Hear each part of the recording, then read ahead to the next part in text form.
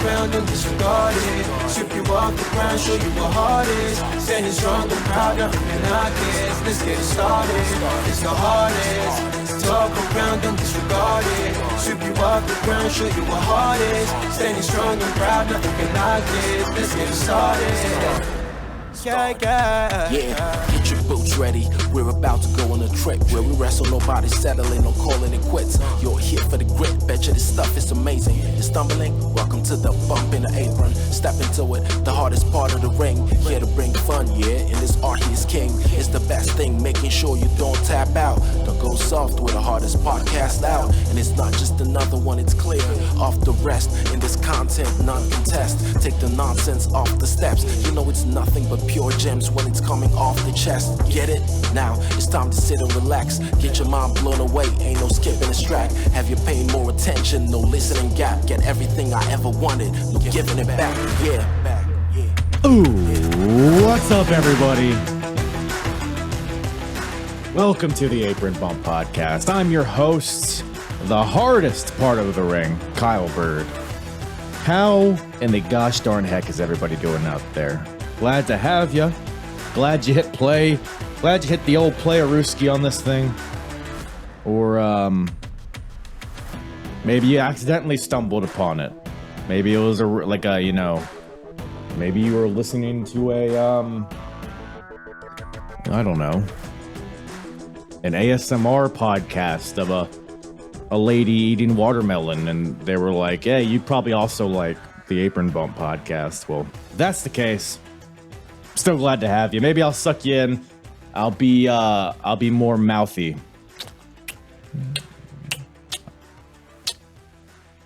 If that's what needs to, if that's what the audience retention comes from. Hell am I talking about? ECW, Matter of Respect, 1996. That's the show we're covering today. You probably ascertained that from the title. But man, oh man, we got a doozy on our hands today.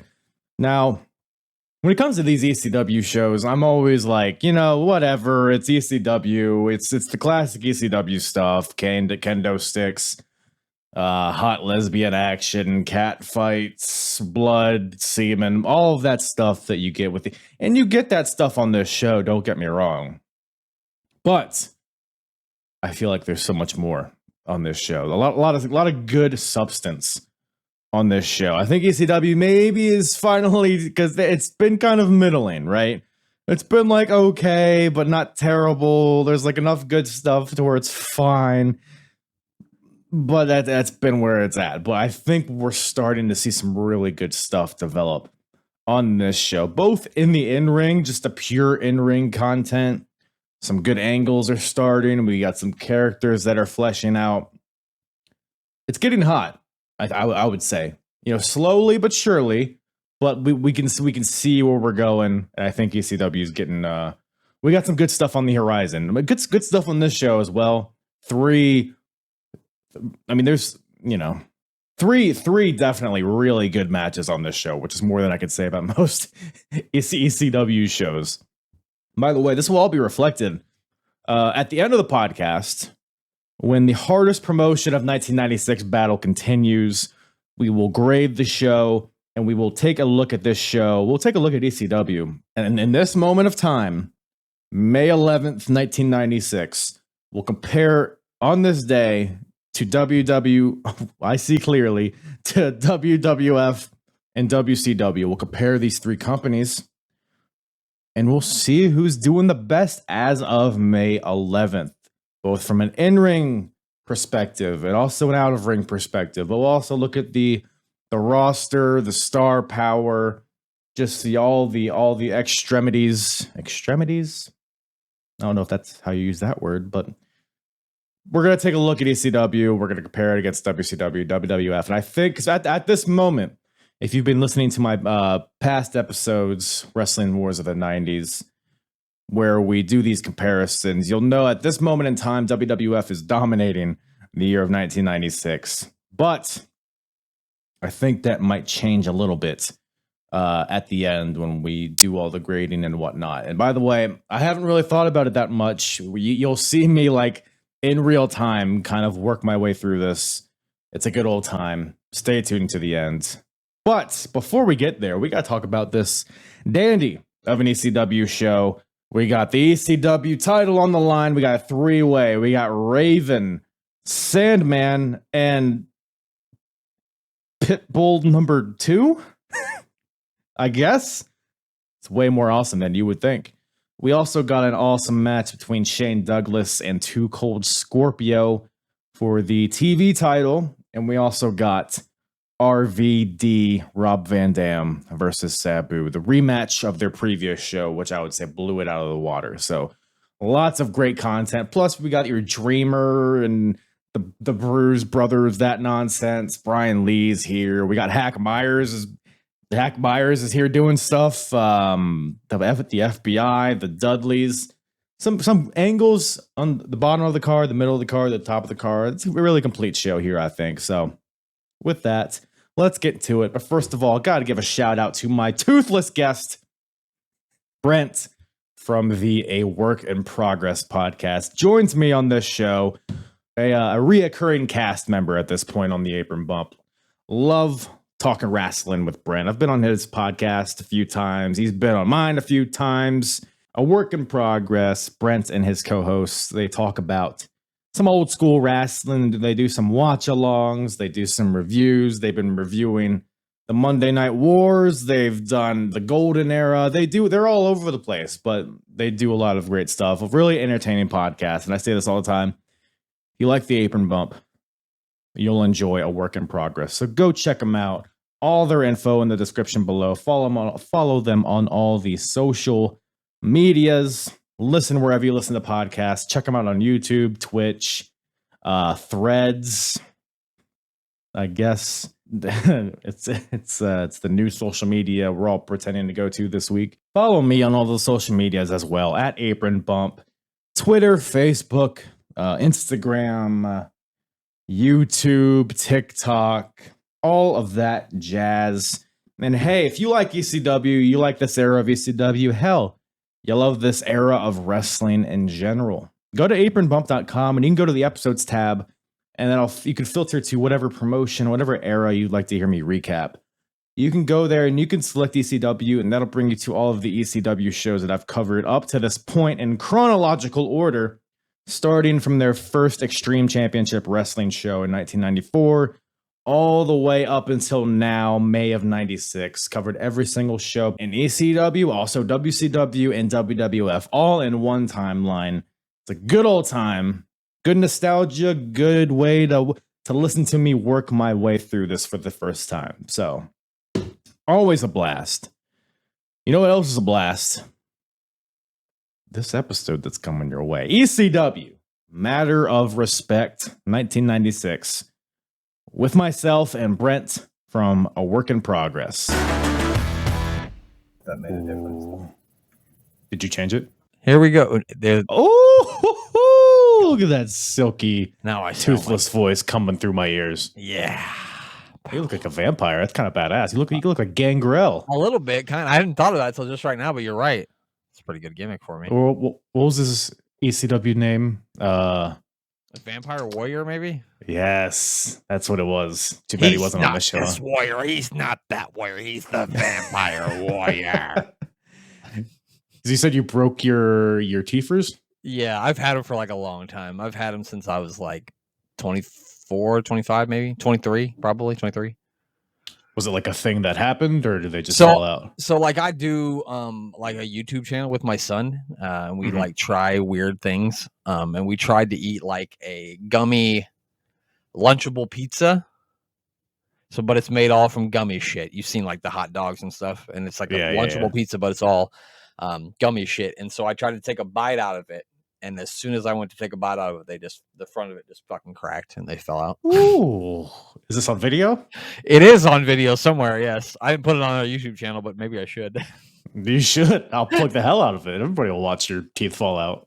It's a good point. I probably should actually put it up. You're right.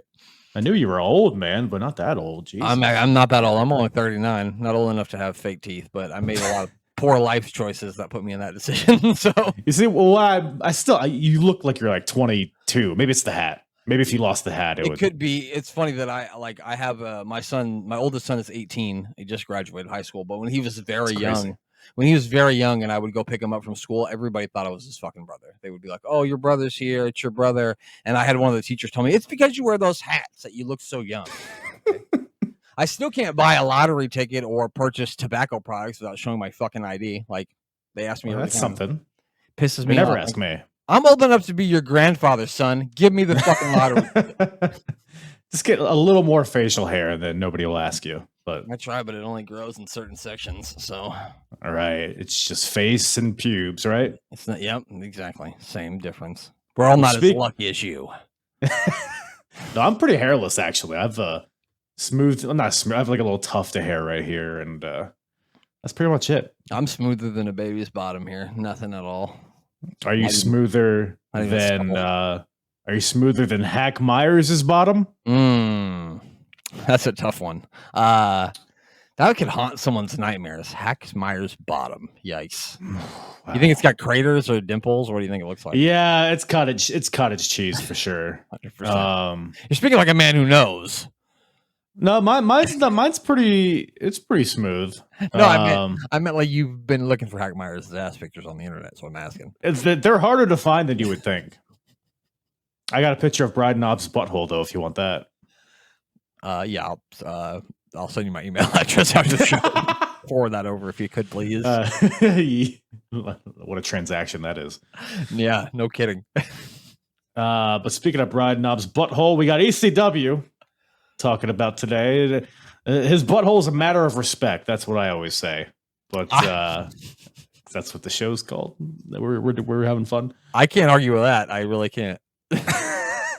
Yeah. So, what'd you think of the show, man? Have you seen the show before? Absolutely not. The only time I watch these ECW shows is when I come on here. Yeah, when was the last? Well, it's been a while. It was 95 sometime, right? Yeah, and I've been on before that too. I think that was the very first time I was on was when we watched the ECW show. So I was probably Hardcore Heaven, maybe. Yeah, one of those. It was before they actually got on pay-per-view, but I guess they aren't on pay-per-view in 96, are they? No, I don't think that's till 97. Yeah, that's right. Yep. But it's definitely. I was going to ask you because do you remember anything that we discussed on the last ECW review? We did. I do. I remember Shane Douglas leaving for WWE at that time. Oh, and him cutting a whole bunch of promos of the show. I think you said in the description of the show, can Shane Douglas just leave already? Because he kept like showing back up throughout the show and talking. And then we saw Big Molly take on Hack Myers. Molly, yes. Yeah. I was trying to recall his name in the last ECW show I did, but I already forgot his name, unfortunately. Because I think he changed it like 3 times is the problem. He did. Yeah. That was his problem. He didn't know what his name was. It wasn't, everything else about him. Well, I mean, the only problem was the name. Absolutely. Yeah. It was the only thing going wrong with Big Molly's career. It wasn't that he was wider than he is tall. It was his name. Didn't have the right. It wasn't. He was big, sure, but he was also slow. So. Yeah, you gotta have something. He wasn't particularly strong either, if I remember correctly. I think he just did a bunch of splashes and. I mean, people have called him strong, but I think they were talking about the odor of him might be strong. I think is what they right. Yeah. Although he strikes me as a guy that wears like a lot of cologne, so he's like doesn't smell like shit, but has a really strong odor about. He smells like if you cut an onion open and then marinated in fucking whatever cologne Big Molly uses. That's what it would smell like. Probably like what's Johnny Depp's cologne? You would know, right? No, I don't even know if he has. Amber Heard shit. He seems like a guy that would have cologne. But I don't know how he got on Johnny Depp. It's some brute cologne. I don't know. But yeah, otherwise, thoughts on the show?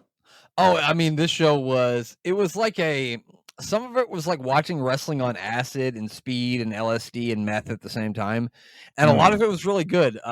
For the first couple of matches, I thought, what the fuck did I get myself into? But then there's 3 matches after that were really, really good. So it was really an up and down show for me. I would say like match wise, this is probably the best show I've seen from ECW so far. I mean, because like you said, there's at least 3 matches on here that are really good, and there's even some angles that are starting to get some steam and some good characters, and I think they're just revving up here. But yeah, I didn't think it was a bad show at all. But maybe it's because of how it starts. starts off real hot with El Puerto Riqueño taking on Damien 666. I think he's just going by Damien now. But literally, you turn the show on, and it's just mid-match. You got one guy try to put the other guy on a table. They're both like imitating Sabu, I guess is the story. They're doing like his pose. And then Sabu comes out right away, shits all over him. I think he puts them both on a table and leg drops them both through the table. It's just like a really, because they've done this before with Sandman. Traditionally, they'll start out these shows with like a really shitty jobber match, and then they'll like throw a huge star out there to like end it, and the crowd goes nuts for them, and it seems like a good formula. So that's really all this felt like to me. But I don't know, what do you think of this open? Felt like something they would have 911 do, because I remember on the last show we watched, I think they had two jobbers wrestling, and 911 came out and just destroyed both of them. So yeah, I remember that happening. This all like I was a minute and 53 seconds into this thing, and I already felt like I was having a fever dream. Like I was already. You're really taking a cold plunge of ECW. There's no easing into it. It's just chairs, tables, and Arabs right away. Yeah, Italian, I think weird guys with weird face paint that look like they were like a bad guy in a Disney movie.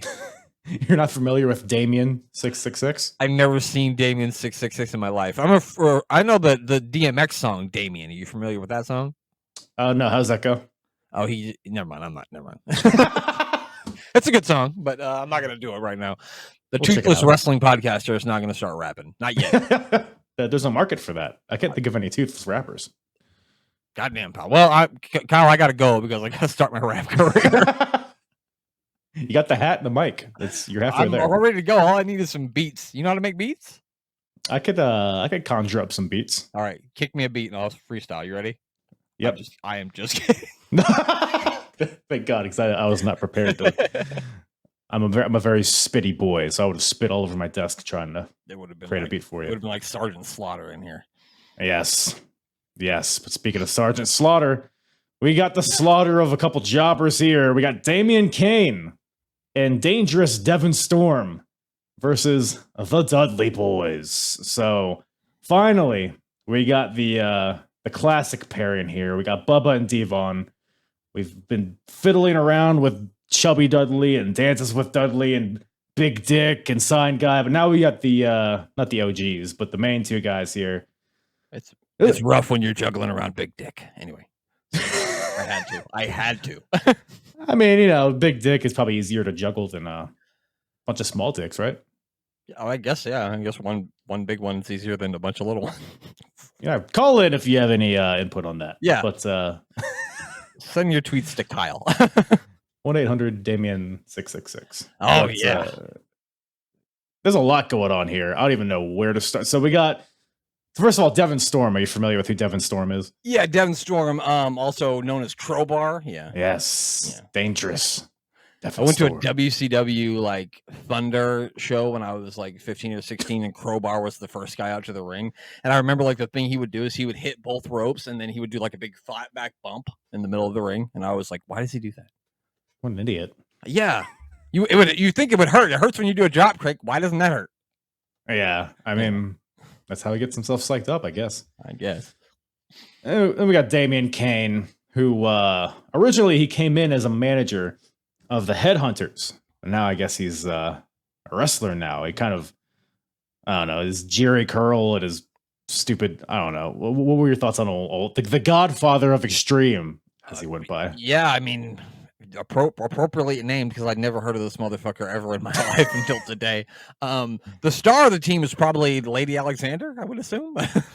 Yeah, she's a ripe tomato, I would say. It's a good way to put it. She looked like she's starring in any porn movie near you, but that's okay. Probably was. I'm sure she was. I'm sure Damian Kane, after his wrestling career fizzled out, became a porn star as well. Well, I know what I'm researching after this. Goddamn, pal. Yeah, I don't have a lot of thoughts on Damian Kane. It was just weird because I'm like, who is this, Freebird looking motherfucker? It was just strange to see. I think they introduced him from Bad Street GA too. Which was weird. I'm like, what the fuck is this? Yeah, he is like every 80s wrestler if they like all combined into one person. Yeah, they all morphed into like this weird guy who was born in a trailer park, but he didn't have a father. His mother, like his trailer park mom got like the birth of Jesus, and now all of a sudden he's trailer park Jesus. Right. And then he found his way to Philadelphia, and that's a movie in the making. I mean, is anybody taking notes on this? Damn, I'm a rapper, a movie star. Jesus Christ, we're going everywhere. The only thing you can't do is eat gummy worms or whatever the hell. But Yeah. so Lady Alexander's got big tits, and Bubba notices this because they introduced Devon, who by the way is from the south side of Dudleyville, which I think is a funny little Did they do piece that of the because lore. he's African American? No, he just happens to be, I don't know. He just happens to be born on the south side of Dudleyville. Where all the So we got Bubba. Exactly. And Bubba does his whole thing. Everybody's asking what his name is, and then he's like, "My name's Buh," and then Devon slaps him, and then Bubba says, "Big tits," or whatever his accent is. You could probably do it better, Bubba, than I can. Big tits. There you go. That's Michael Hayes, I think. But, I'm sorry. That was. I don't know. That's all I got. well, her big tits lures in Bubba Ray Dudley, and then we get a whole Pearl Harbor job to start out this match. And then I don't know. There's a lot happening. Anything in that part, any part of this match catch your eye in particular? I feel like it was all over the place. Devon Storm did hit like a pretty cool, little, really nice drop kick on Devon that I saw. Lots of chair shots in this match. Yeah, Devon jumped off the top rope outside of the ring, but I didn't see that coming. Like I didn't see Bubba Ray Dudley jumping off the top rope to the outside of the ring, which was very strange. And then they did like a four. They all got in the ring and they were fighting over chairs, right? And there was these 4 chairs, and then they all dove at the chairs, which was I liked that. Yeah, okay, that's interesting. I've never seen that before. It was strange that they do all this and hit each other chairs 50 times and then it ends in a DQ. Yeah, I mean, I guess I get it. I guess you gotta draw the line somewhere, but it was very weird. But yeah, there's the chairs are a big part of this. You got there's one part where Devon Storm hits, I think it's Devon with like a really shitty chair shot. Just like he pushes the chair at him, and then Joey Styles is like, "Well, there's that WCW influence catching up on it." It's funny. Devon's throwing some gnarly chair shots at both guys. No protection, just CTE after CTE on both Damian and Devon. And then he proceeds to hit his own partner. He hits his own brother, Bubba, and then he hits the ref with the chair. He didn't care who he's hitting. He's no discrimination. Look, I got this chair, and I'm from the south side of Dudleyville. That means I got to hit motherfuckers with it. Is what it means. So that's what I'm gonna do. So a little Michael Hayes, a little Jim Ross, a little. I throw it all together. That sounds like the north side of Dudleyville, I think, is what your accent's coming from. I know. I'm sorry. I'll work on it. You got to, man. You got to. But yeah, he hits the ref, and then it's a DQ, which I guess a chair shot to the ref merits that, but it's extreme. What? Right. If you can't hit a ref, what can you do, right? Right. I mean, we're extreme, aren't we? Goddamn.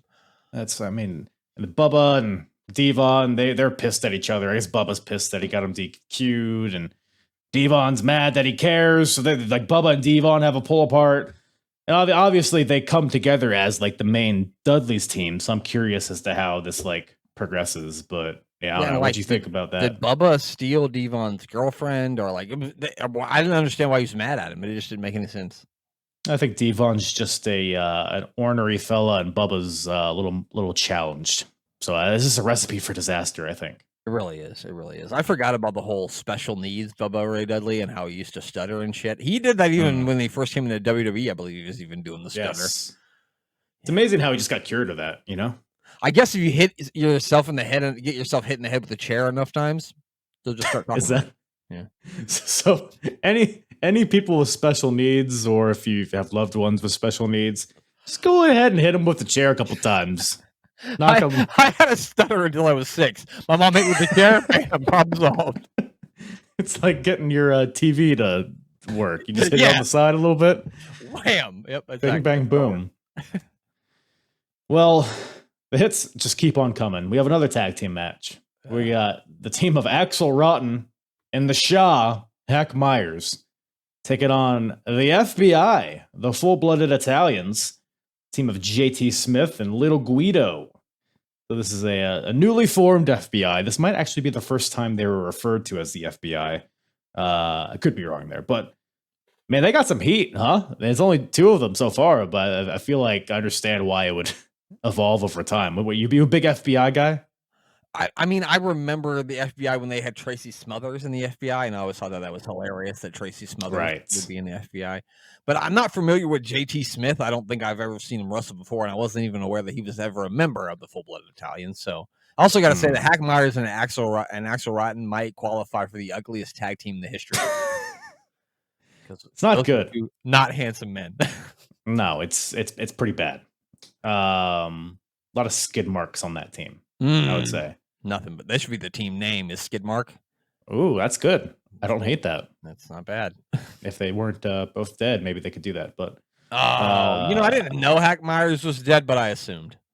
Man, I'm sorry. Did that ruin your evening? It did. I'm not gonna be able to sleep tonight knowing that Hack Myers is no longer living. I'm sorry to hear that, man. Sorry to hear, but Hack lives through all of us. Myers. Yeah. But yeah, so it's not much of a match. It's more just, FBI. It is more serving to kind of further the FBI.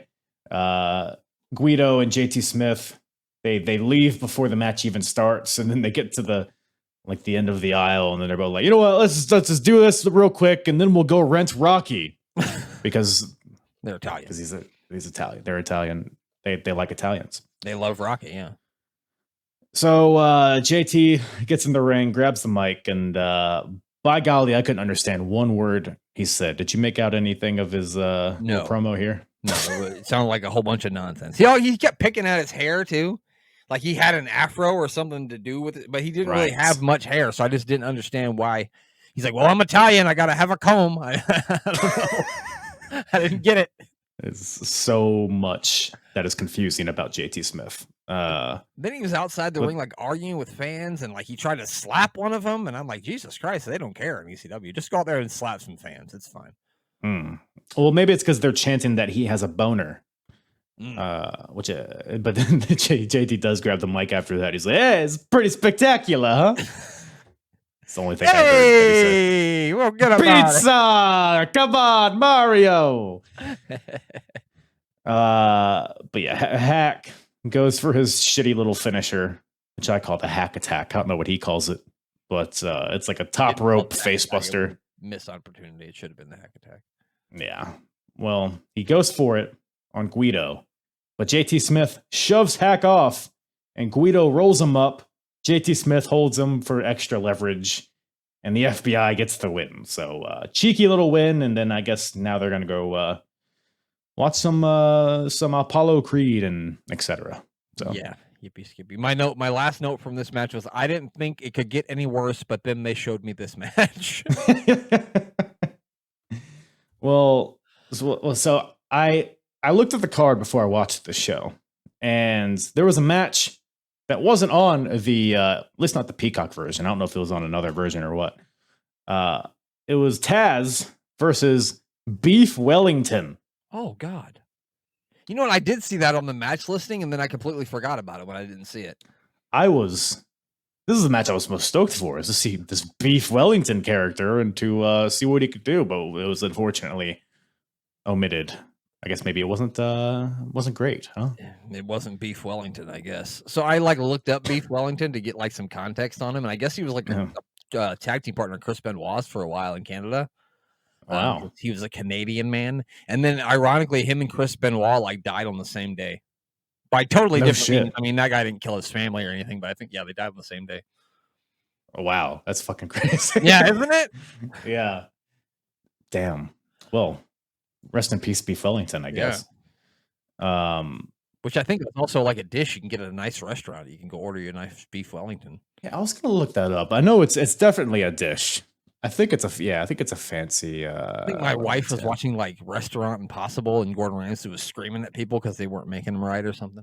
I vaguely remember. The first Google result is, "What is so special about Beef Wellington?" Okay, is that how people are asking? That's it. It's a decadent meat with an amazing, in all caps, presentation. It's a thick, juicy beef tenderloin, special Duxelles, and prosciutto all wrapped up in a pastry shell. Suck me off. That sounds tasty. It does. It does sound fucking delicious. You know what else is delicious? It's the ECW World Title. And that's what we got on the line. Just slapped in the middle of the show. The ECW World. It's probably like the intermission main event or whatever, but we got the champion, Raven. It's a 3-way. So he's defending against the Sandman and Pitbull number 2. Pitbull bald. Getting a world title shot here. Oh yeah, he is bald, isn't he? He's bald motherfucker. This is so. I was very perplexed when I saw this on the card. Like, why are the Pitbulls in the world title scene? More importantly, why is it number 2? I feel like he's the shittier of the two. But this match kind of turned me on him a little bit because I thought his performance here was actually he was goosed up. Pitbull. Oh. He was loving life out there. He was feeling good, that's for sure. Well, I guess so. The build up here is kind of a build up. So the Pitbulls were going to be in the main event in the 6-way brawl, whatever, but they got attacked by the Eliminators in between the shows, and they were sent to the hospital. Pitbull number 1's out there in a sling, but Pitbull number 2, I guess, is fine. He has like a bandage around his head, so he's probably just a little concussed. Yeah, no bother. Everybody is. Just slap some tape on there. Yeah. Who isn't concussed in the locker room? Nobody, exactly. Yeah. We got a lot of people ringside. We got Raven. He has his nest or his flock. I don't know what he's calling it at this point. We got the Heart Attack Kid, Blue Meanie, and Big Daddy Fool, Stevie Richards. I guess at this point, Shawn Michaels is in Playgirl, or he's like about to be in Playgirl. Mm-hmm. Did you ever get that copy of Playgirl? I have it framed. I bet. Yeah, I bet it's like right above your screen, right? I've had a prescription. A prescription. Oh no, that was right. I'm going with it. I've had a prescription of that magazine since I was 18. It's right into your veins, right? It's right here. Or Uranus. So so we got them. We got Sandman's out there with Missy Hyatt, and I think is Cold Scorpio out there? I think he is, right? Yeah, he was. There was a lot of. I thought it was a lumberjack match at first. Pitbull number 1's out there, of course. Francine's out there with the Pitbulls. Yeah, it is a lumberjack match type of deal here. But that being said, all the shenanigans. I was very surprised by this match. I thought it had a really good start and a really good finish. The middle kind of dragged a little bit. I think it's like they took a break or something. But I don't know. I really enjoyed this for what it was. What about you?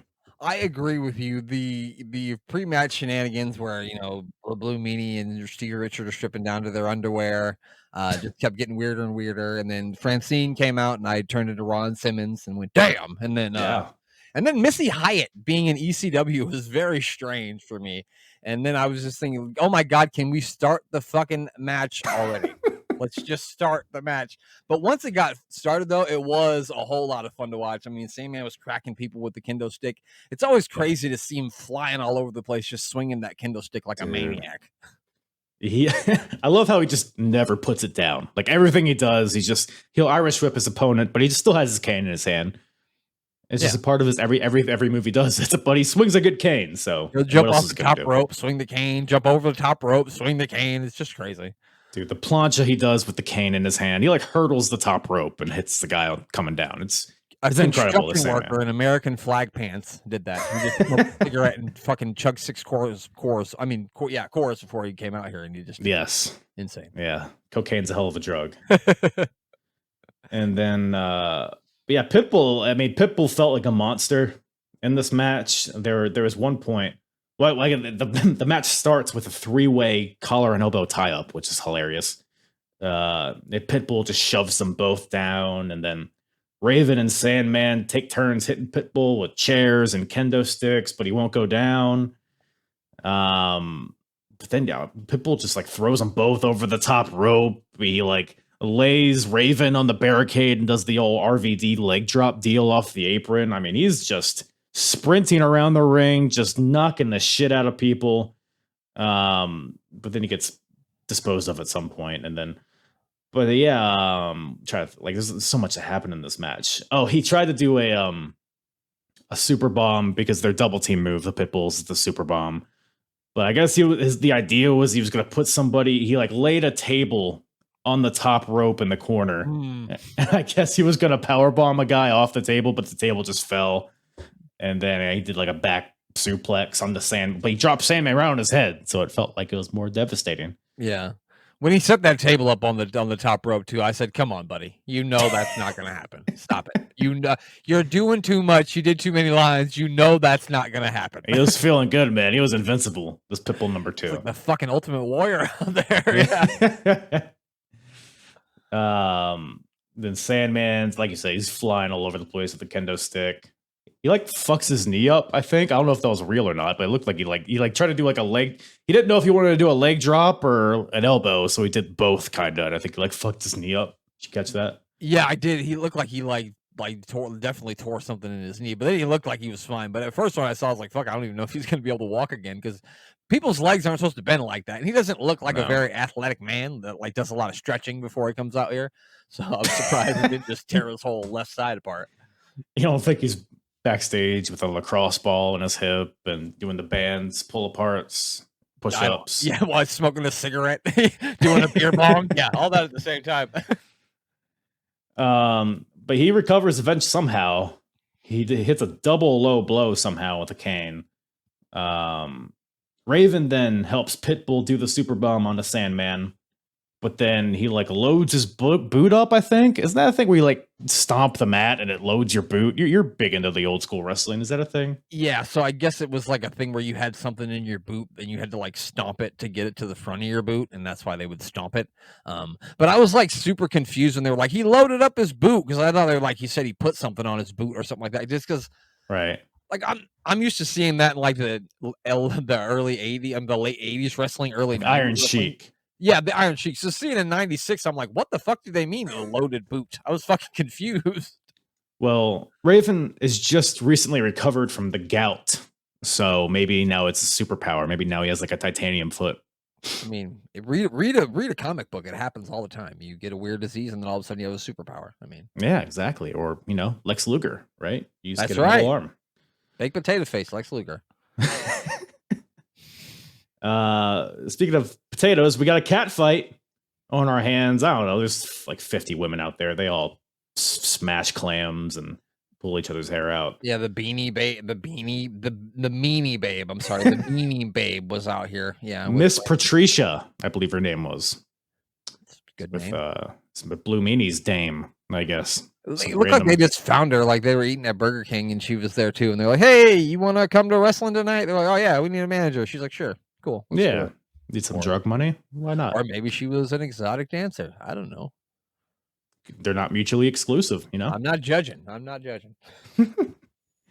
But yeah, towards the end here, I mean, there was like with Sandman matches, it's kind of just whatever, but I felt like there was like some pretty good drama here at the end. Like Sandman's rolling up Raven, really close 2 counts. The crowd's really into it.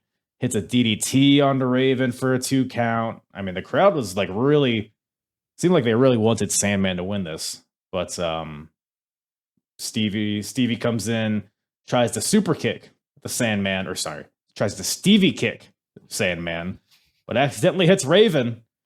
And then I think Sandman pins him after that. And I was like, even me, I was like, shit, is Sandman about to win here? But it was a 2 count. I mean, probably the biggest pop I've heard for like a wrestling match in ECW so far. Yeah. Sandman then is pissed off, so he grabs a piece of the barricade, rips it off, throws it in the ring. I'm telling you, this alcohol strength is something else, man. Good Lord. Yeah, once he gets 2 or 3 Budweisers, I mean, he's like the whole jumping around, swinging kendo sticks, throwing guardrails. Dude, Jesus. He's a superhero, man. Raven sets this barricade up against the ropes, and they smash each other. They take turns smashing each other against the barricade, and ultimately, Raven DDTs Sandman onto the barricade, and that gets the win. So Raven retains, but I think Sandman and Pitbull both showed out here. So I had a good time watching this one. Yeah, really fun match. The fans were going nuts for like every little move, especially there at the end. They started to get super into the match. The ECW is good. This show was really good because it does have the nonsense, but it also did have like good storytelling and wrestling involved with the nonsense. So I thought that was really good. And then we got into a little more nonsense after the match. Yeah, I was so Raven wins, he's out of there. Sandman and Pitbull, because the show's called A Matter of Respect. So I guess that was like the theme. Like every match had like some sort of like handshake or whatever the hell. Yeah. So Pitbull number 2 offers Sandman a beer, but I guess it wasn't the brand that Sandman wanted, so he like chucked it into the crowd. And Pitbull, he got another one, and I guess Sandman was fine with this one. He drinks it, like he drinks like half of it, and then he throws the rest of it at Pitbull, but I guess that's like a sign of like respect or whatever. It was like, come on, here's a beer. In Nebraska, if you are at a tailgate on a game day Saturday, it is customary to throw beer on your friends. Really, you just line drive it at their chest, and it's like, just a couple of go Huskers. Yeah, you can't see straight by 12:30, so it doesn't matter. You guys don't have a lot to do in Nebraska, so I don't blame you. No, we don't. Find entertainment somehow. But the crowd, again, the crowd's eating this up. They're chanting ECW, just guys throwing beer at each other, and and Sandman offers Pitbull Missy, so he gives Missy to Pitbull, and then Pitbull and Missy make out. Furthering, I mean, Sandman is just the cuck among cucks. I mean, it seems like every show, Missy's like making out with somebody in front of him. But not judging here. Never going to kink shame. Well, and also, it is Missy Hyatt. It's Village Bicycle. Everyone's had a ride. Yeah, it's a little. I saw a recent picture of Missy Hyatt. Yeah. It's not good. I talk about this on my show whenever I see her, but she's big into Civil War reenactments. Oh, what? Yeah, she likes to go to Civil War. I don't know, but she likes to go to Civil War reenactments. She just plays the dead bodies. Yeah. Well, I mean, at this point, why not? I guess. She probably had plastic by now anyway. Oh, well, it's melted plastic, if anything. Well, Francine here. So Missy and Pitbull are making out, and Francine's like, hey, those are my pit bulls. So Francine and Missy fight, and that's pretty much it. Thoughts? My favorite part was at the end of it, Joey Styles goes, and thank heavens this ugly episode is over. You're not wrong there, Joseph. You're not wrong there. Yeah. We got a weird one here. We got Mikey Whipwreck versus Chris Jericho.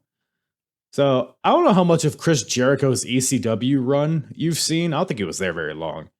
But from what I've seen, it's not very good. So maybe that's why he wasn't there long. But so the crowd is shitting all over this match. I didn't think it was that bad. It wasn't particularly good. Like, it was pretty boring for the most part. But there's some "this match sucks" chants. There's a "these guys suck." There's a "end this match" chant. It's pretty fucking brutal. I don't know. What did you think? Maybe the crowd just didn't like Jericho? What was the deal here? Maybe they just didn't like Jericho, because I mean, for the most part, Mikey Whipwreck is pretty over the ECW crowd. I mean, the underdog thing, they were talking about how he's won all the championships in ECW. So yeah, maybe they just didn't like Jericho and his stupid blonde hair. Maybe he was too pretty. Maybe they knew what Chris Jericho would become, and so they already hated him. What has he become? I don't know. I don't know the lyrics. Please don't sing that goddamn song. I hate that fucking song. I saw Chris Jericho live pretty recently. Fozzy. Yeah. Thoughts and prayers, pal. Thoughts and prayers. Yeah, it was a time, that's for sure. I bet. Well, if you like Fozzy, more power to you. I like watching Jericho in his glittery jacket run around the stage and point at people. I mean, if I took some edibles and went and did that would be hilarious, I think. So it was a Monday. I don't know. It was a weird situation. Oh, well, you can take edibles on a Monday, no big deal. I guess why not, right? I did last Monday. How do you think I watched Monday Night Raw? Yeah, no, you make a good point there, pal. As far as the match goes, I mean, there's, counters and spring. Every once in a while, they'll like try to really rev it up to get the crowd into it. But the crowd just isn't. Like, Jericho like throws Mikey into the crowd and like buries him in chairs, but then he hits him like once with a chair and then walks away. So that's like, I don't know, maybe it just didn't fit with ECW. Yeah. I feel like the only reason why they went out of the ring and started doing that shit is because they thought that that's how they were going to get the crowd on their side, but it didn't work, so it just didn't matter. I did like Mikey Whipwreck's shirt that he was wearing. That was a really cool shirt. Yeah, I fucking hate Mikey's shirts. they're like, they're not, I guess tie-dye, maybe. I don't know. It's like so much tie-dye is just they just have a bunch of weird shit all over them. It's like if a Killswitch Engage cover was a shirt, you know? Yeah. Like I don't know, just any metal album. It's just a bunch of vomit of colors. And it's just, this is like a really big shirt, and he has like, I don't know. It's like easy. On it. And it's my thing with him is like he's leaning into like the underdog, plucky guy, just a normal, regular guy, but he's like a Grand Slam champion at this point in ECW. It's like, at what point can you just like be a wrestler? Like get some tights and some elbow pads. I don't know. Right. Stop looking like you actually put the ring together. But I mean, this match kind of kicks in towards the end. Jericho hits a lion salt for a 2 count. A pretty nice tiger suplex for a 2 count. They counter some roll ups, some pretty good near falls, but ultimately Jericho wins with a top rope double arm suplex, which is pretty nice. And so Jericho gets the win, and I think the crowd was just happy that it was over. It was funny, like every like 2 count in this match, it would be like silent during the count. And then when they kicked out, it was like, oh, what Come on. Maybe they just knew what the next match was going to be, and they were like, yeah, get these fucking guys out of here so we can watch some decent stuff. Yeah, well, we do get some decent stuff here. We got an ECW TV title match on our hands here. We got the champion, Cold Scorpio, versus the franchise, Shane Douglas. So at this point, I mean, Scorpio's got like the monopoly on that TV title. He's held it for like 9 months at this point. And I think even then he like lost it for a week and had it like 8 or 9 months before that. So he's had it for a long time. Yeah, I think they said he lost it to Mikey Whipwreck for like a week, and then he went back. Yeah. So and then Shane Douglas at the last show, Shane Douglas, he lost a world title match. And he was cutting a promo, and at some point he mentioned it. Like that was the only title that meant anything in this company. And obviously the TV champion felt disrespected by that, and they had a little scuffle at the end of the show at the last show. So that's what brings us here. But a fun back and forth match, man. I mean, it was funny. Like the beginning, it was like very chain wrestling heavy in it, but the crowd was like super into it. So it was like, why did they love this match but not the last one? But I guess maybe it's just the characters, and there's more relatable, more invested in the characters probably. But yeah, I mean, Shane Douglas obviously went to WWE for like 6 months, but besides that, he's like a stalwart there, and so was Cold Scorpio at this point. So yeah, it would make a lot of sense. Like even when you watch like the Dean Malenko and Eddie Guerrero matches from ECW, the fans are really into that mat wrestling too. So while they are bloodthirsty, sort of different fans, they do appreciate good wrestling when they do see it. So you got to give them that. Yeah. Yeah, and like how this match started, I was expecting like a pure technical match, but they did eventually bring in like all the extreme elements. At one point, I think, Douglas powerbombed Scorpio on the concrete floor, which looked brutal. Chairs get involved, some crowd fighting, I believe. But yeah, I mean, I enjoyed this match. What did you think about it? I think this was probably my favorite match on the show. It just had everything in it. It had everything you want in a wrestling match. It had mat wrestling. It had extreme shit. It had good storytelling, good back and forth. I thought for sure when they announced the time limit was about to be up, I'm like, oh, well, this is definitely going to go to a time limit draw. Yes. Just because Douglas was talking so much about how he didn't want to be the TV champion. So, and it seemed to me too like he was trying to get Cold Scorpio counted out so that he could win the match but not win the title, because he kept trying to get him counted out. And then Shane Douglas found a cooler in the crowd, which I thought was great. And then he found some soft drinks he didn't like, and then found a bottle of water and hit Cold Scorpio in the head with it. But yeah, this was awesome. This was a really awesome match. If you were going to go back and watch one match up at this show, this would be the one. Yeah, no, really. Yeah, I was with you when they said it was like 5 minutes remaining or whatever the hell. It's like, oh, well, I feel like they never do that if it's not a draw. But I guess in ECW you don't get a lot of long matches. So I think that's something that they need to bring back into modern wrestling, is put time limits on things, because that just adds another element to the match and another finish to the match. So I think they should do that more often. Yeah. Yeah. We get some chair stuff. There's one point where Douglas pulls a Sabu and runs up a chair, drop kicks Scorpion off the top rope, like onto the timekeeper's table. Scorpio obviously busting out the high fly, and one of the most beautiful 450 splashes I've ever seen in my life. But as per what he always does, he'll hit like a huge move off the top rope, he'll act like he's going to pin the guy, and then he doesn't. But that ends up biting him in this one because he does that. He does a moonsault for a 2 count, but he gets off of him. And then towards the end, Scorpio goes for one more move off the top rope, but Shane hits a belly to belly off the top, pins him, gets the win. We got a new TV champion in Shane Douglas.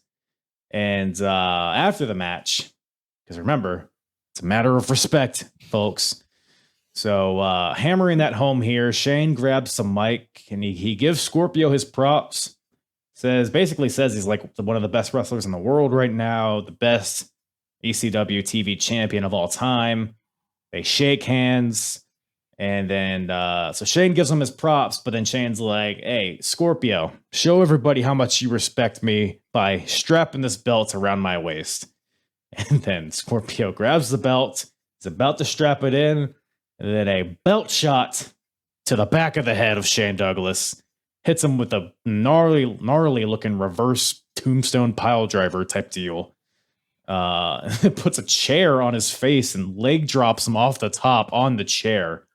Brutal beatdown. And the belt too. He put the belt over his face too. Put the belt over his face and then the chair. Yeah, he would put some stank on it.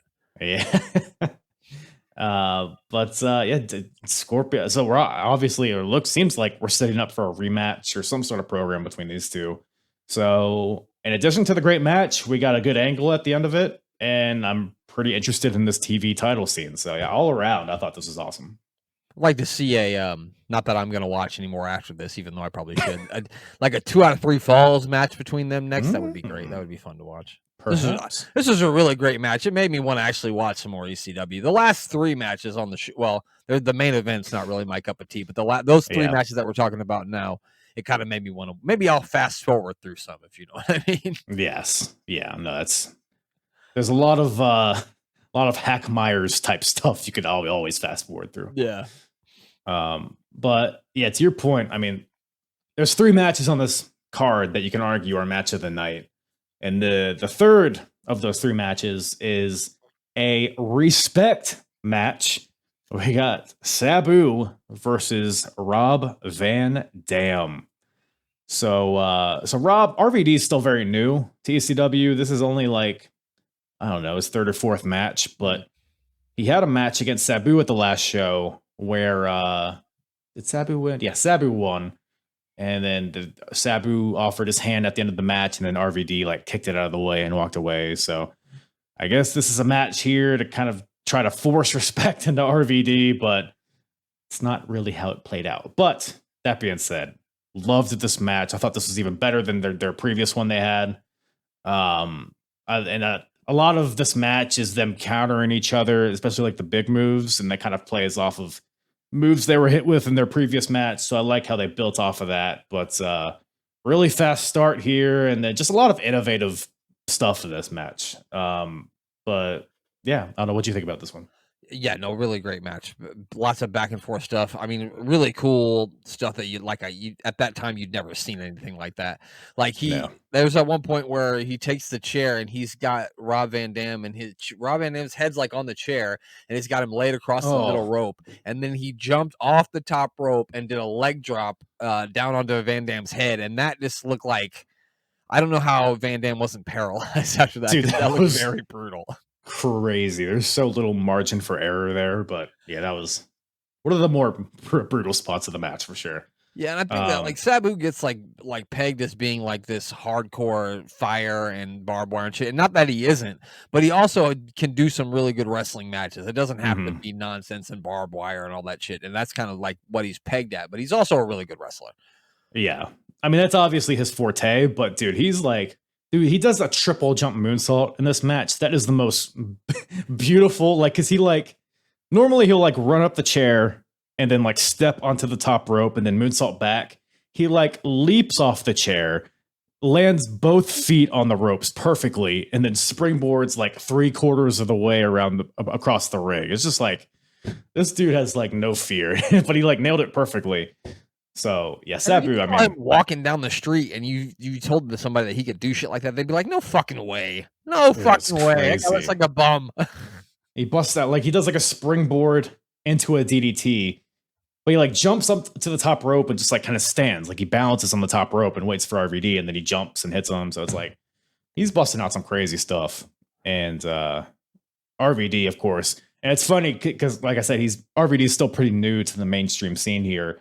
So it's funny watching the crowd be in like such awe of his off, like the Rolling Thunder, even though it was like a rolling splash kind of version of it. The crowd was like, "Holy shit, what the hell was that?" Even nowadays, it's like, "Oh, it's another Rolling Thunder" kind of thing. That's in every match. Yeah, but back then, like your head fucking exploded when you saw. Yeah, dude, all like the martial arts kicks and the it would just be like casually, just instead of pinning the guy, he would like spring off the first rope and do a splash. So it was like really just like everything was just like a little different in this match, but I thought it was really good. Just like it's just so much happening in this match. I don't even know where to begin. Insane spot where Sabu puts the table in the crowd, and then he gets up and he does off the chair, off the rope, and then a splash into the crowd onto the table, which was pretty fucking crazy. And RVD had a couple of like top rope like brain busters on Sabu that looked really stiff. Yeah, this match was fucking incredible. It really was. The fact that both guys walked out, like I guess Sabu like barely walked out. But some really sick brain busters, like you said, by RVD. He hits a Tower of London, which I don't know if you're familiar with that, but it's like a cutter. It's like a hanging cutter off the top rope, basically. But RVD, because RVD always takes these really sick bumps when it's like DDTs or whatever. He just like folds like Gumby. It just looked like he snapped his neck in half. Split-legged moonsault. Yeah, that's what gets the wins. Ultimately, after all of this, a lot of fighting in the crowd, some chairs, some running up chairs type offense. Ultimately, a split-leg moonsault from RVD gets the win, which is also pretty interesting that he hasn't adopted the frog splash yet. But RVD gets the win here, which brings these guys to 1-1. So I assume we'll get a rubber match at some point. Well, I think they have like a bunch of matches in the future, but it's a respect match. So the stipulation is that I guess both guys must shake each other's hands after, I don't know. But Sabu's like, he grabs a mic, which was bizarre just already. Yeah. Anytime he's going to start talking, you're like, huh? Well, he didn't say, I don't know. I expected more like an accent. I don't know. I don't even know if I know what Sabu sounds like, honestly. But he's just a guy from Detroit. But yeah, you would expect him to have some sort of an accent. Yeah. Yeah. But Sabu grabs the mic and he's like, respect towards RVD. So he puts out his hand. Rob's like, not only do I not respect you, but you're a piece of shit. It's like, damn, what the fuck? What did Sabu do to him? Like, goddamn, Rob. And like Paul Heyman was out there too, because because originally Sabu left and then he comes back and they call Rob Van Dam out. And even when Rob Van Dam said that, Paul Heyman's like, well, what the hell, man? I didn't see that coming either. He was like, I don't respect you. None of that. You're a piece of shit. I was like, oh, it was like some Jerry Springer shit. Like he just beat him. Like, I don't know, just maybe leave out the piece of shit line. I don't know. Right, I get being like, I don't respect you and leaving. But you didn't have to call him a piece of shit. That was over the line. Well, apparently Rob is a piece of shit because Bill Alfonso, I don't know why Bill Alfonso was there, but Bill Alfonso's ringside. Rob goes over to him, shakes his hand, says, hey, now this guy, I respect this guy. So I guess I know RVD and Bill Alfonso would eventually link up, but I guess this is kind of the start of that here. Even though he's still with Taz and all that. But the Taz is also out there staring down Sabu, so they're still building to that eventual match. But they build that for a while, don't they? Yeah, I think it's like a year, isn't it, before they eventually have a match? Yeah. So like we do the show where we review 1997 WWE, and we just watched the ECW Invasion shit, and they're pushing that match then, and that was like February of '97. So yeah, so wow, really building that thing. Yeah. So that happens, and then Sabu is crippled, so he just like crumples in the ring, and the medics put him on a backboard, and yeah, so yeah, just crazy stuff there. But everything was entertaining about this, both the match, the aftermath, and sets up a future match. So it's like all these things are like really building up ECW for me. So I enjoyed that. But so a theme with ECW, at least in this era, you have like your matches, and then there's like almost it feels like the post show. It's just a bunch of nonsense, and like it's the main event, quote unquote, was like It's more for the crowd, I guess. Mm-hmm. This is one of those matches. We got a 6-man tag. We got the team of Primetime Brian Lee and the Eliminators versus the team of Tommy Dreamer and the Gangstas. So I kind of mentioned it earlier, but this match was supposed to be the Pitbulls with Tommy Dreamer, and it was supposed to be the Bruise Brothers with Brian Lee, who are the Blue Brothers, the DOA, etc. Harris Brothers. Jacob and Eli Blue. But then Joey Styles said that they're suspended, and I couldn't remember if that was an angle they did or if that's like legit. But what would one have to do to get suspended from Extreme Championship Wrestling? Murder? So Tommy got his balls crushed with a cinder block at the last show. Oh, wow. Maybe that plays into it, but maybe I guess Tommy's going to be suspended with that logic, right? I was going to say, I thought didn't we see a cinder block nut shot in this match? Yeah, little, what's good for the goose? What's the saying? Good for the goose is good for the gander. I don't know if that's how you use that saying, but that's what we're saying here. We don't know. But so the Pitbulls got attacked, but I guess Pitbull number 2 was okay enough to fight in the world title. I don't know. It's a whole thing. But so that's how we got here. And he was okay because he had the power of cocaine. Sorry. Right. I forgot about that. Thank you.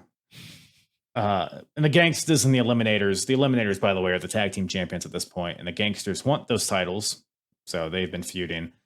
They brawled for like a fucking half hour at the last show. They didn't even have a match. They just fucking bumbled all over the arena. But now they're doing the same thing, but now it's a match. So, I mean, honestly, as far as these like 6-man, just kind of schmozzy kind of matches, it wasn't the worst I've seen.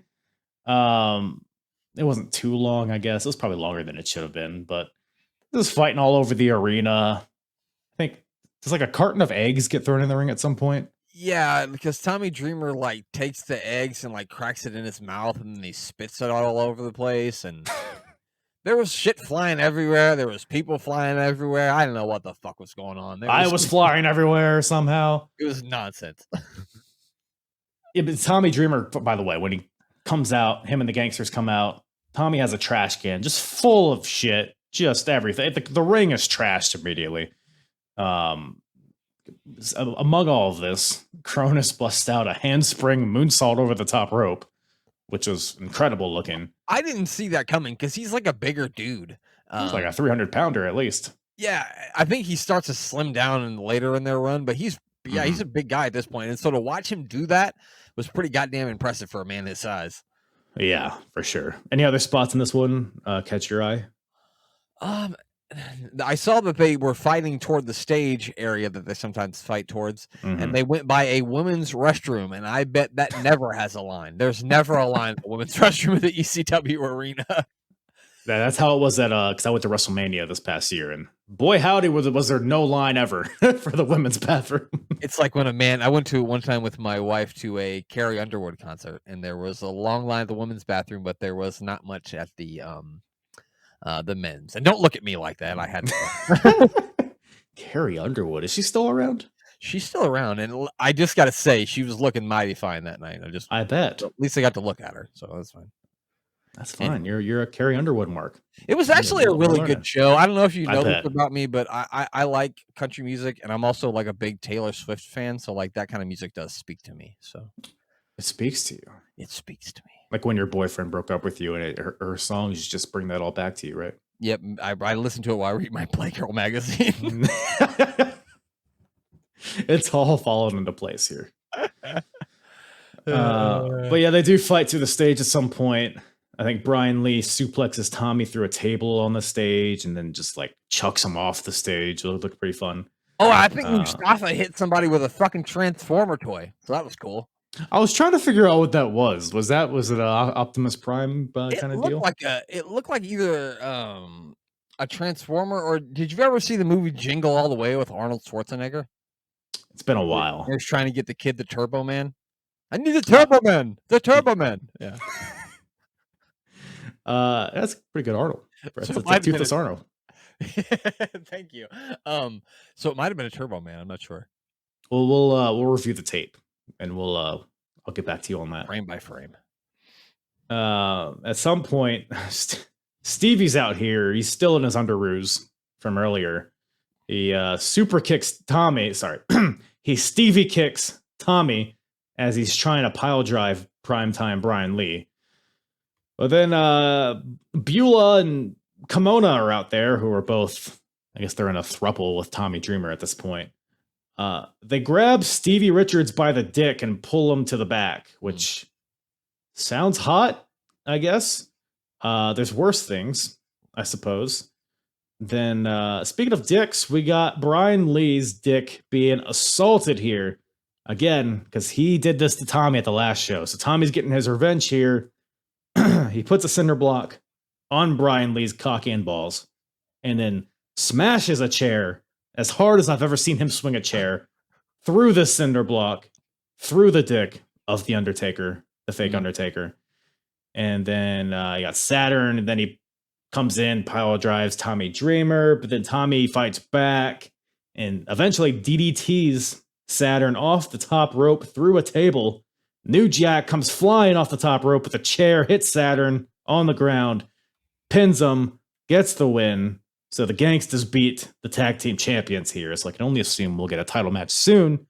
But yeah, like I said, it's the whatever, satisfy the crowd kind of post come kind of feel into this. But as far as that goes, it's like I said, I've seen worse. I mean, I haven't seen a lot worse, but it's just there's too much nonsense going on for me to even. I can't even. It's hard to even follow because there's guys everywhere and like there's only one camera and I don't know. It's just hard to. It's even just hard to follow. It's impossible to take notes on this. I'll put it that way. Absolutely. I still haven't figured out how to. Yeah, there's no in a match like that. There's just no way to do it. Absolutely not. Just a lot of brouhaha, really. Yeah. But that brings Matter of Respect to a close. If you had to grade this show from S to F, what do you think you would give it? S to F. So S would be satisfactory, huh? I'm gonna give this one. I'm gonna give it a solid C plus. It was good. It was good, but it wasn't great. Yeah, I don't know. It was good, but not great. It definitely made me interested to see like where the feuds go from this because some of it was fun and they did tell a lot of good stories, but there was just so much nonsense that I think C plus is all I can do. Yeah, I might throw a B minus at it. Pretty much kind of just grading on a curve of 1996 because it's especially with ECW, it's a lot of dog shit. But like I said, this is one of their better shows for sure. Oh fuck! All of wrestling in 1996 wasn't very good. No, I think at this point the best show so far that I've seen is WrestleMania, which that even is not great, but it's by far WrestleMania 12. Yeah. Yeah, I mean, and that's not it's not terrible, but that's also not great. Yeah, but that's where we are in 96. But you would know that because you cover a lot of that on your podcast. Once again, Brent, thank you for making the time to watch some ECW. Come on, talk about it. Where can everybody find you in a work in progress? I am on Twitter and Instagram at AWIPod. We're on YouTube. Just search AWIPod Wrestling. You'll find it. We do like watch along shows where we watch 1993 Superstars episodes, and then we do stuff where we watch old WCW. Like right now, we're watching Battle Bowl 1993, which is just a horrible show. But that's what we're looking for in that show is to find bad wrestling, watch it, and just make jokes and laugh. And then we do a 1997 review show of WWF called Warning to Attitude. And then we also do like a side show that's called A Cup of UK Heritage, where we're watching all the Heritage Cup matches from NXT UK, which is all on YouTube or whatever podcast app you got. So check us out there. What do you think your favorite Heritage Cup match is? Charlie Dempsey versus A-Kid. It wasn't for the cup or it wasn't even a number one of the contenders match. It was just they had a feud going on and A-Kid sort of challenged Charlie Dempsey to a Heritage Cup match. And it's literally one of the most brutal wrestling matches that I've ever seen. And if you haven't seen that match, I implore you to go out and watch it because it's really, really good. Man, it's a bit different than ECW 96, but a tad. I mean, the mat wrestling that we saw at the beginning of the Too Cold Shane Douglas match is a lot like an NXT UK Heritage Cup match. A lot of good mat wrestling. Yeah, but there's less of Stevie Richards' penis. Thank God. Once again, thank you to Brent from A Work in Progress for joining me on this show. ECW Matter of Respect 96. Always a good time with Brent. Like I said, go check out the A Work in Progress podcast wherever you listen to podcasts, as well as YouTube, Twitch, all that stuff. All of it in the description below. You like old school wrestling, which I imagine if you've made it to this point of the podcast, you probably do. Go check them out. Do that. Follow me, of course. What else is there to do other than hit that music, Bartholomew? WCW, ECW, WWF, who's the hardest promotion? Eric or Vince or Paulie? I think we can agree, though, it's mostly shit. Okie dokie. What do we got here? All right, time to grade this show. If you've never listened to this or watched it before, I'll walk you through it. But first of all, let me just let you know that on YouTube, this will all be laid out. I'm sharing my screen. I've closed my porn tabs. We're walking our way through this visually, but I'll also talk you through this. But ultimately, what this is we are comparing the companies of a WWF, WCW, and ECW on a show-by-show basis. So we're only factoring in everything that's happened up until this show, everything up until May 11th, 1996. What are we looking at? Well, we look at the pay-per-view quality, we look at the in-ring quality, the out-of-ring quality, as well as just the overall roster, star power potential, things like that. So, we'll work our way through it, but first of all, we got to give this show a grade. From a scale of S to F, of course, S being the best, F being the drizzling shits. So we got ECW Matter of Respect. Now, I would absolutely say this is one of, if not the best ECW show of the year. Now, with that in mind, let's see. ECW has got a lot of C's so far, D and F, a couple F's. Yeah, so they haven't had anything better than a C. I'm inclined to give this a B. I think B might be fair because it's definitely better than all these C's I'm looking at. Hostile City Showdown, Massacre on Queens Boulevard. I mean, 3 really good matches on this show, plus some other angles and stuff like that. Just the way it was paced, I think it was a very solid show. So I'm going to throw a B at this. I'm going to throw a B at Matter of Respect. Now, what do we do with that? So now we look at each company, WWF, WCW, and ECW, and we look at which one has the best average grade among all of the shows they've had so far. Right now, WWF is still in the lead with a, I guess you would call this a B, right? I don't know. They have a 4, WCW has a 2, ECW has a 2.5. So however that, translates into letters. Point is, WWF is still in the lead there, but ECW is creeping up slowly but surely. But we'll bring it over to the overall scorecard portion of this. And like I said, WWF still in the lead in terms of pay-per-view average grade. So that doesn't change. So they get 6 points for that. I should also mention, by the way, as of right now, the overall scores. WWF has 21, WCW has 1, ECW has 0. So, but lots can change and lots will change over the course of the year. But we're not taking into account hindsight. We're only thinking of what's happened up to this point. So, as of right now, the best pay-per-view, WrestleMania 12. I believe that got an A, whereas this got a B. So, just mathematically, WrestleMania 12 is still the best. Worst pay-per-view, WCW Super Brawl. Still, nothing's changed. So they get -1 point, and WWF gets 2 points for the best pay-per-view, WrestleMania 12. In-ring. All right. This is where things might get a little because right now WWF is sweeping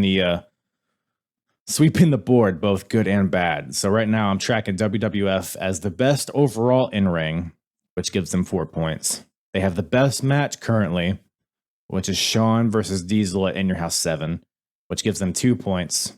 But they also have the worst match, which is Ultimate Warrior and Goldust, also at In Your House 7. So, ECW, I don't think there was any match here that I would consider worse than Ultimate Warrior and Goldust. However, best. Now, what do we think is the best match on this show? Probably RVD Sabu. Either RVD Sabu or Shane Douglas and Cold Scorpio. I wouldn't put Douglas and Scorpio above Shawn and Diesel. I don't think. I just think the characters in the WWF match were a bit more established. It was the main event for the world title, so I feel like for that reason, Shawn and Diesel has the edge over Douglas and Scorpio. But let's think about RVD and Sabu. Something completely unlike anything WWF has given us. Also set up the angle at the end of the show, so it's not just like a random match in a vacuum. It's like something that's building. So, was that better than Shawn and Diesel?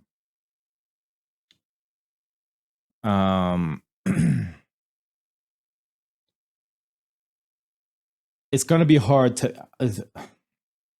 I don't think so. I think Shawn and Diesel might edge out RVD and Sabu from this show. I think. Dude, because like Shawn and Diesel, it was just such an efficient match. You know what I mean? Like every second felt entertaining. RVD and Sabu, I guess, kind of the same, but the stakes involved too, you gotta take into account. I'm gonna leave Shawn and Diesel there for now, I think. And correct me if I believe Sabu and RVD have more matches, so maybe over time they'll build on it. But I don't know if it edges them out quite yet. But we'll keep an eye on that. But just overall in ring now, I think ECW's got that. I think ECW is going to overtake WWF here. Because just look at the show, right? RVD and Sabu, you have your high flying with some weapon stuff, but you have like all in how they built on their first match with all the counters, the callbacks to their first match. And then you have Douglas and Cold Scorpio, which is like just a classically good wrestling match. And then the three-way for the world title in this show had a lot of heat and a lot of excitement to it. I think ECW has the more well-rounded, and then you have like the tag team scene is pretty good too. I think ECW is doing, because WWF at this point, I'm trying to think. I mean, you have like good workers, you have like good wrestlers, right? But is the content, are they maximizing that talent that they have? I don't know if they really are. At least not more than ECW is. So I'm going to give ECW the nod here for best overall in ring. So that gives them 4 points, which pulls them ahead of WCW for the moment. But let's go over to roster and star power. So in the past, this is one I've been kind of thinking about. In the past, I've kind of looked at this just overall like name value, really, star power. But I think we should also take into account the talent. Like, for example, let's take RVD, for example. At this point, RVD is still very new. He's not remotely a household name. He's not really he's starting to build, but he's not like a well-known guy, really. And at least in the mainstream North American kind of thing, which is what we're looking at, right? So, but I think that has merit, and that should factor into this criteria, because that's the quality of a roster is both the star power, but it's also the talent. It's the ability of the underneath guys, the cruiserweights in WCW, the high flying guys in ECW. WWF has like their Owen Harts and stuff like that. So it's like we should take all that into account too. So WCW, right now we're tracking WCW as the best overall roster. So obviously they got their Hogans, their Macho Mans, their Flairs, the Giants, Sting, WWF, you have your Undertaker. Technically, they still have Razor and Diesel.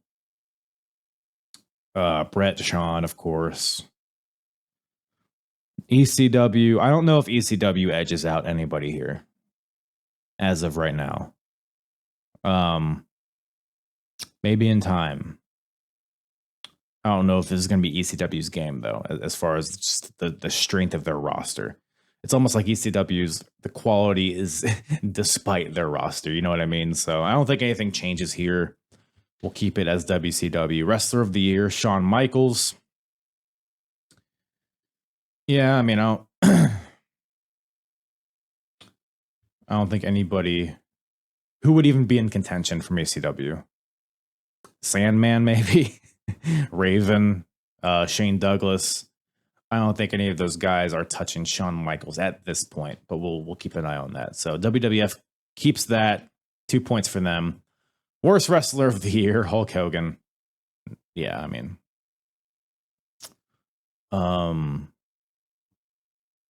who's bad on this show? Axel Rotten, Chris Jericho. Chris Jericho is pretty bad. Mikey Whipwreck, I'm inclined to put here, but now Hulk Hogan. We'll keep Hogan, the Hoganski there for now. They get -1 point. WCW does. So now we're looking at Out of Ring, which is his gimmicks, characters, promos, and storylines. Best overall. Ooh. So right now we're tracking WWF as the best, with 4 points going to them. Does ECW edge them out? Because right now, what is WWF doing? So we're off the heels of In Your House 7, I believe at this point is the last one I covered. So Shawn and Diesel. But that kind of fizzled out right after the pay-per-view, right? Because that was Diesel's last appearance. So I don't know if we can really still keep that into account.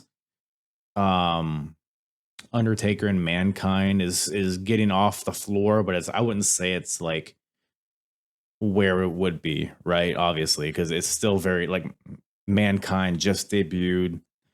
He's a good character, but I feel like there's still so much to unpack there that hasn't as of this point. So in WWF, what else do they have? They have Shawn and Bulldog. They had the whole feud where Shawn was trying to sleep with Diana, which is terrible. Which would be a negative mark, I think, for WWF. So you know what, man? I think ECW might take this over as well because, like, ECW, they got Douglas and Scorpio is a feud that they're continuing to put forward, which is adding on top of the good match that they had. They have RVD and Sabu, another one where it's a good match, but there's also an angle there. There's a rivalry. There's a reason to watch the next show to see what happens. Sandman and Raven, they're cooking something. I mean, they're in the early stages of that, and then you have the Dudleys, you have the FBI. I think ECW takes the best out of ring, just quality overall. So they get 4 points, and we're quickly evening the field here. So best character storyline as of right now. I'm tracking Goldust. I'm gonna keep. You know what? I'll keep Goldust there. He's in kind of in a few. He's in that Undertaker, Mankind feud. It's kind of weirdly jumbled there, but he's a great character. I don't know if any character or storyline on this show really beats that out. I would say Sabu and RVD is close. So is Douglas and Scorpio. Both of those are close. I think Goldust is just so cutting edge at this point that I think I have to lean towards that. So WWF keeps that at 2 points. Worst character storyline. Yeah, Dungeon of Doom, I think, is still going to maintain that. So WCW gets -1 point. And man, so we got a big swing this week. WWF has kind of been maintaining that heavy lead for a long time, pretty much this entire year so far. But big changes here. So WWF is still in the lead with 13 points. Number 2 is ECW with 8 points. And then we have WCW with 1 point. So much more even as we head into the mid-year of 1996. So that's just how quick things can change, man. So WWF, good old Vinnie Mac still in the lead, and is on their way to me. Which, by the way, whoever wins this battle at the end of the year, I will purchase a championship belt of the company that wins. So the Winged Eagle is currently in the lead, but lots of year to go. And yeah, I think that about wraps her up, huh? Good showing. Big show for 1996. A lot of things happening, big things popping, little things stopping. Is that the thing that MVP says? Probably not. But that's about all Daddy has for you today. Thank you guys so much for listening. Love you all. Appreciate you guys listening, checking it out. Like the video, subscribe, rate the podcast, review the podcast.